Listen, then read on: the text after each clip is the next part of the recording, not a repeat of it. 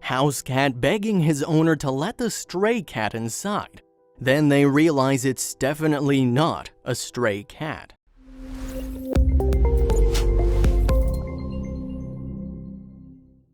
She took a double take at her cat. Now she knew why he'd been making such a racket. Then he let out a blood-curdling yowl. She looked closer and realized that that was no stray cat outside her window. But what did it want? Was her cat in danger?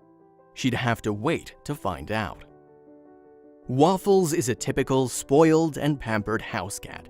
He'd only ever been outside the house a handful of times in his life, but he was about to give his owner the fright of a lifetime when he brought home an unexpected love interest.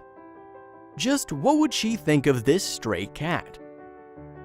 The domesticated house cat still has a lot in common with their wild cousins, especially when you compare them to how dogs have evolved.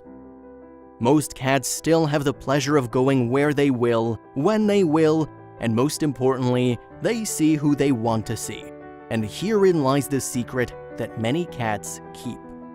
Unlike the beloved dog, cats haven't evolved in the same way that makes them more dependent on humans for their food.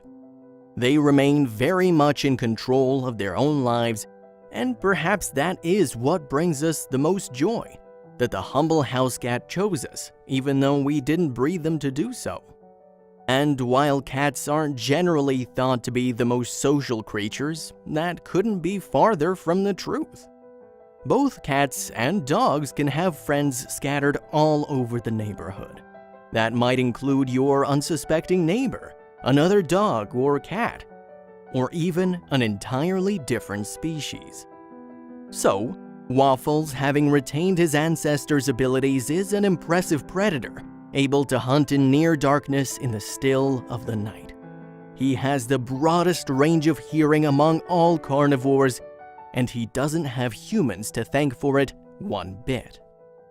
But what does he do with his cat's superpowers? So, who can he thank for remaining so true to a cat's natural state of being? Well, cats remain wild. Even though we've bred the dog to protect, or fetch, or dance, cats have pretty much kept their love lives out of the hands of people. So what Waffles did was unbelievable, and his owner was gobsmacked. Walking down the stairs upon hearing the usually quiet Waffles making a racket, meowing incessantly, was a bit of a shock. What happened after that, though, proved to be a heart-stopping moment. Something between fear and awe. Outside, pressed up against the window pane, was a huge spotted cat lying quite comfortably beside Waffles. Stumbling across this rather unconventional sight, Emma never thought for a second that a little house cat would want to be anywhere near another cat. She'd once brought home some shelter kittens to foster for just a few days, and Waffles had thrown a complete hissy fit. But here he was, having the time of his life, purring and chatting up his new friend. Soon he'd want to meet face to face. But Emma wasn't at all sure about that being a good idea. She knew that cats could be all peaches and cream one moment and then hissing and spitting the next. People didn't call it a cat fight for nothing. The last thing she wanted was for Waffles to get hurt. Then, she noticed that the cat outside wasn't a cat at all.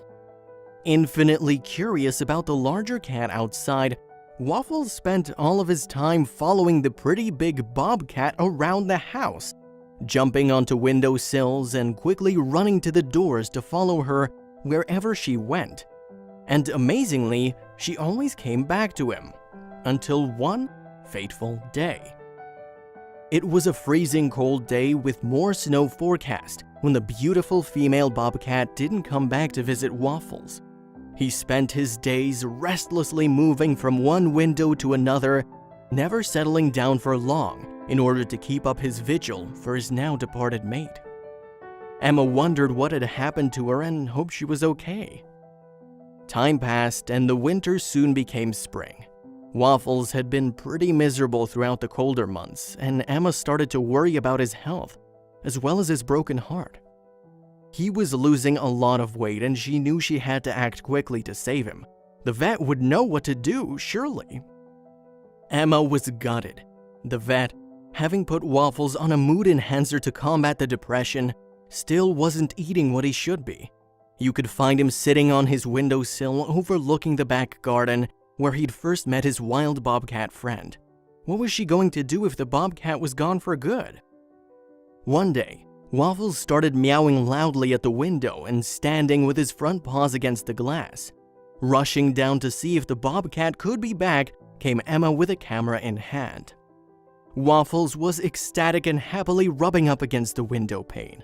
There outside was his lady bobcat laying lazily in the dappled sunshine as only cats, big or small, do. But another surprise was creeping out of the bushes. Would Waffles be happy about what was about to happen next? Emma held her breath and watched. Waffles and Emma watched in amazement as 1, 2, 3 tawny kittens came bounding out of the bushes with not a care in the world. It's as though their mother had told them that this place was indeed safe and that Waffles was indeed a friend. Emma watched her cat intently, waiting to see what his reaction would be. On its home turf, the typical bobcat will claim at least 2 or 3 different shelters. The most frequently used is called the natal den, which is often a cave or rocky cave-like opening. But in this case, it seemed to be Waffles' backyard. It was clearly the perfect place to raise a family. Mother bobcats also have auxiliary dens spread throughout their territories, which could span anywhere between 1 to 18 square miles in size. She could move her babies from one den to another as often as she needed to keep other predators off the scent of her little ones. Emma was a little proud to be able to offer such good accommodation. Emma was thrilled that the lady bobcat was back, and even more so that Waffles was so back to his old self again. He seemed more than happy to have 3 extra wild friends to watch grow up, and who could blame him? They were the cutest baby bobcats Emma had ever seen, although that mainly involved what she'd watched on TV documentaries. Emma was initially concerned that Waffles would still want to get out and actually meet the big wildcat face to face, but he seemed more than content to lie pressed against the window pane and live vicariously through his wild family. Being chosen by wildlife is an honor many people don't receive. Emma realized this through her domesticated house cat and his love of this potentially dangerous creature.